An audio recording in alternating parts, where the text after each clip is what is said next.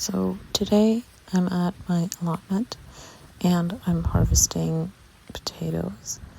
And these potatoes are actually volunteer potatoes from potatoes that I missed when I was digging out last year.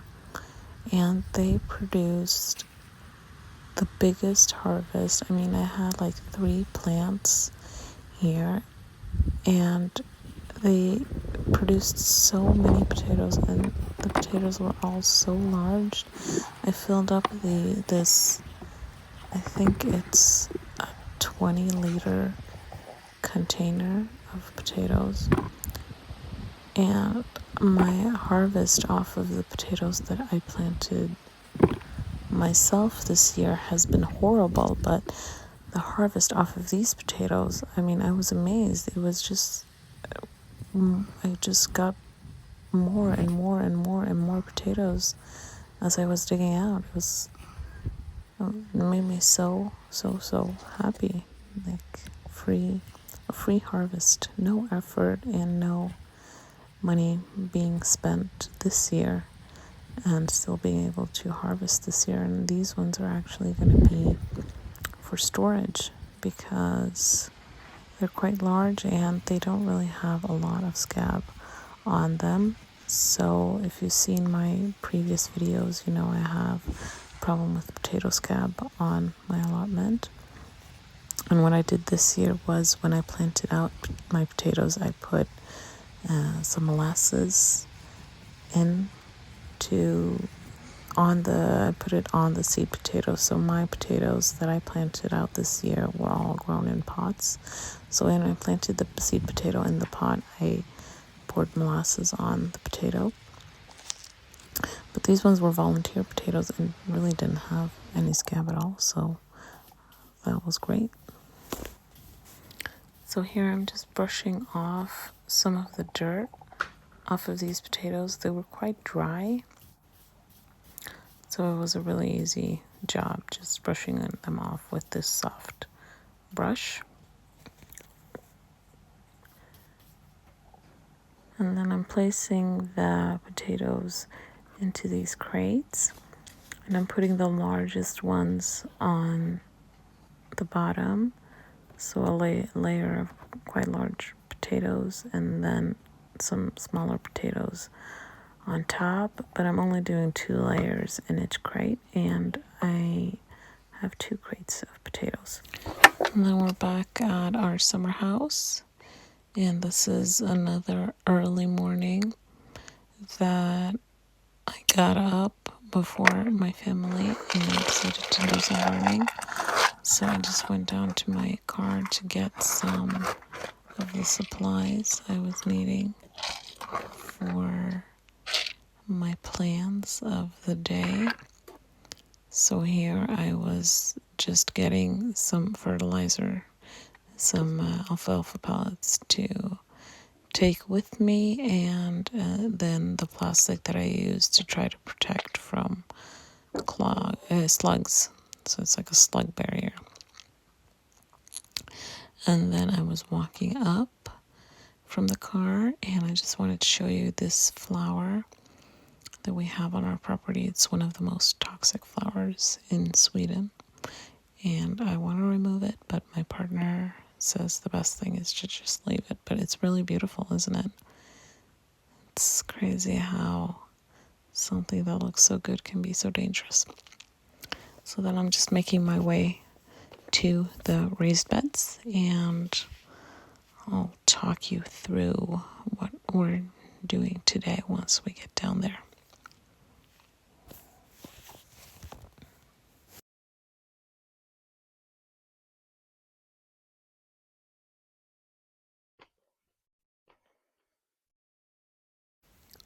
So in my last video, I showed you the onions on our new property, and here they are drying out. They were all planted from sets, so they did probably as good as they usually do, but they were really small. And then this is the growing area that I have here by our summer house. So this raised bed is what I'm working with, starting the work with today. I have some broccoli plants or seedlings that I started from seed that I'm planting out today. So nothing really special about this. I'm putting down some fertilizer. In this case, it's alfalfa pellets because that's what I have.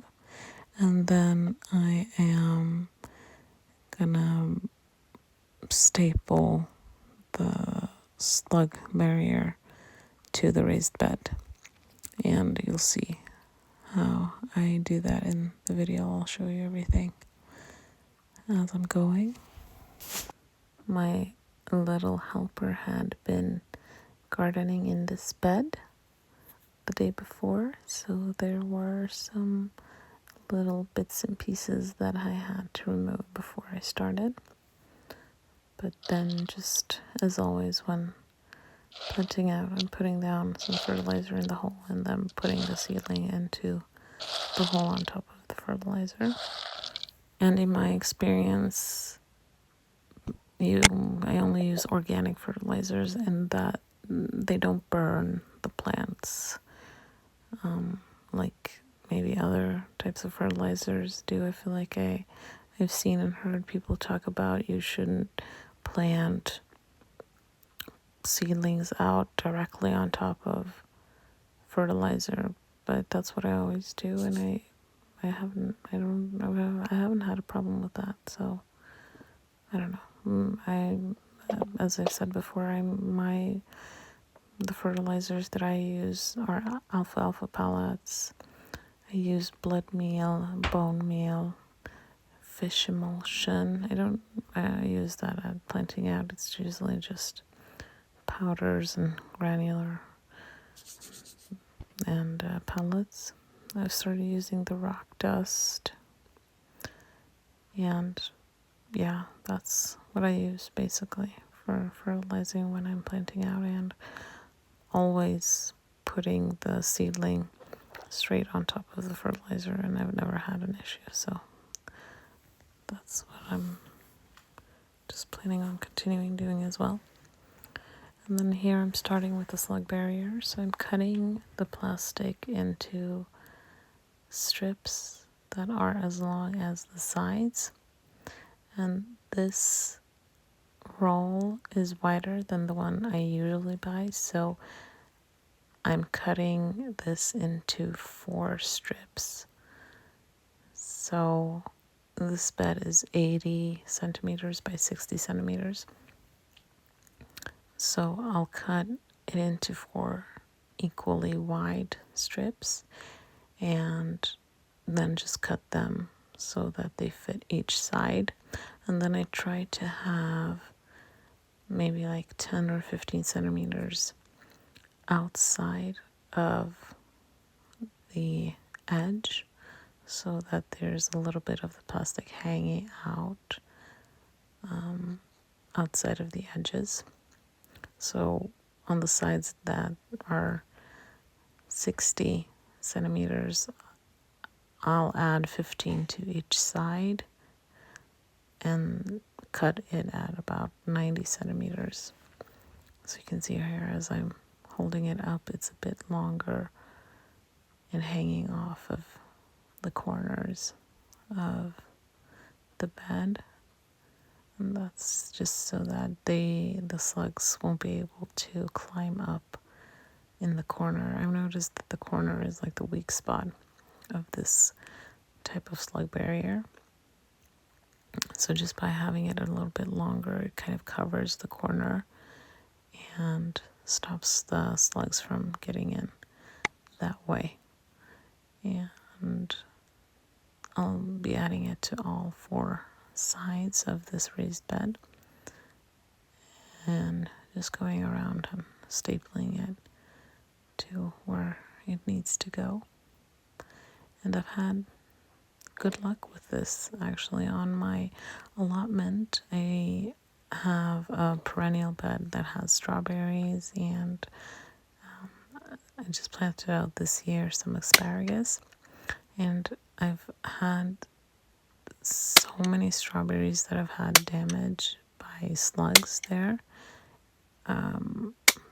Maybe like I've maybe been able to harvest and eat 1 out of 10 berries. The rest have been eaten by slugs or damaged by slugs, and a strawberry that has damage by slugs isn't really appetizing to eat. So I'm really happy that this year I've been able to harvest a lot of strawberries off of my strawberry plants on the allotment, and yeah, I'm hoping that I will continue to have good success with this slug barrier, that it's going to continue to protect the crops. And I don't know how durable this plastic is and how long it will last, but I'm hoping that it will last several seasons. And yeah, so I'm really happy with how this is working out. I noticed on the new property that one of the later successions of sunflowers has gotten a lot of damage by slugs, even though it has this slug barrier. But when I was looking at the slug barrier, I was noticing that slugs produce this like slime, kind of looks almost like an oil stain, and it was all over the corner. So they were getting in through the corner. So I feel like if you're going to do this, then make sure that you cover the corner in a way that doesn't allow them to get in, because that's where this construction or this barrier, that is like the weak spot of it. So I cut off smaller pieces of the plastic and put an extra small piece on the corner, just so that it's covered with the plastic so that the slugs don't get up that way. I mean, if I'm putting it down, I might as well have it in a way that actually works. So you can see here in the raised bed next to this one, there are a lot of slugs. So that's why I need the slug barrier. And this plant that's growing next to the corn that I showed you in a previous video, I was thinning out the corn. Next to that corn is this volunteer potato, which is like the theme of the year, that the volunteer potatoes are saving me from having a really bad potato year. And so this is one plant that I'm harvesting off of, and it made so many large, beautiful potatoes. I mean, I don't know if you could tell from that video, but there were so many attached to the plant, and they were all like really large and really beautiful.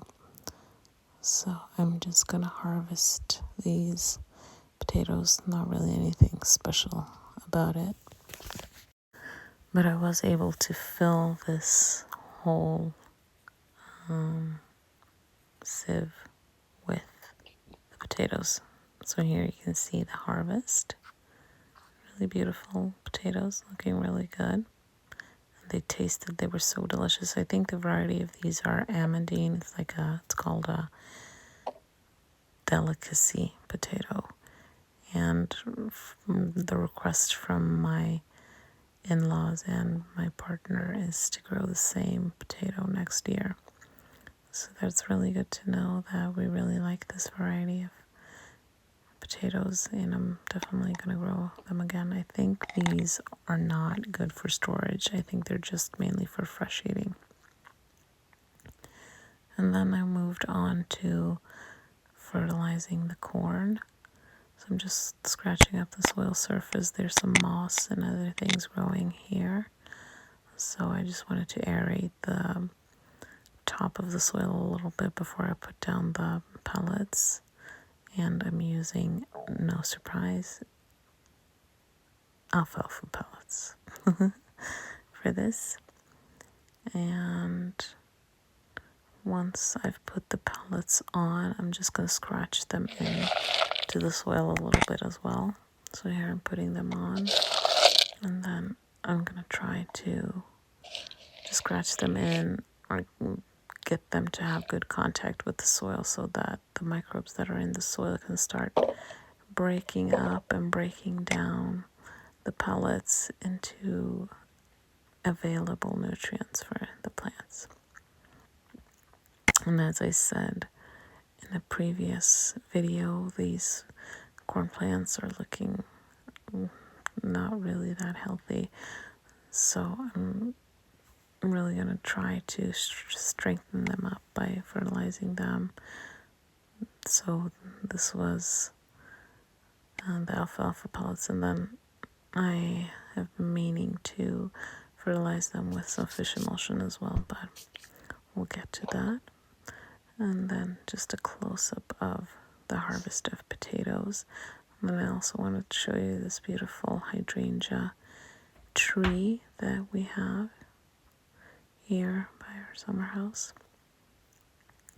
It's a really shady spot, so it doesn't have a lot of blooms, but it really looks so gorgeous. And I just wanted to show you this while the sun was coming up. It was a beautiful day. I'll see you next time.